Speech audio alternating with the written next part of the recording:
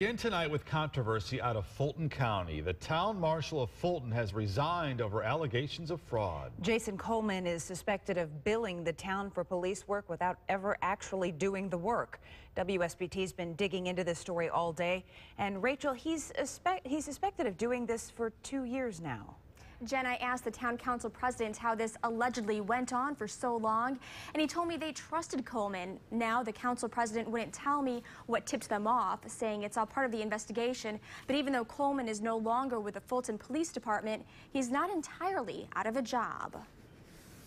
Jason Coleman is chief of police for Rochester, but for how long? He worked part-time for Fulton as town marshal, but recently his work there drew suspicion.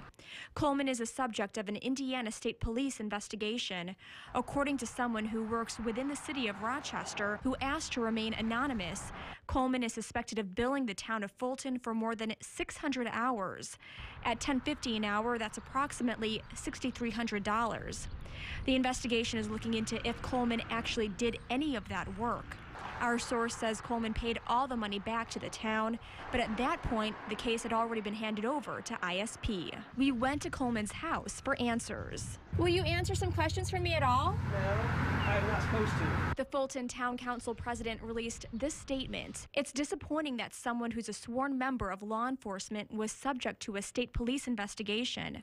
It was a little stressful that we got into this situation, and we dealt with it, and we're moving on. But the people of Fulton are still upset. You know, when there's people out there that could be doing a job, and then they don't.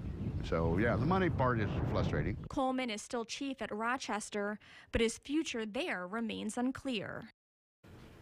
An interim town marshal has been named for Fulton. In the meantime, the town board is preparing a job listing.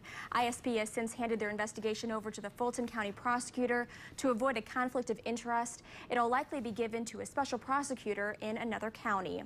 Reporting from the live desk, Rachel Lake, WSBT Channel 22 News. New at 11, the man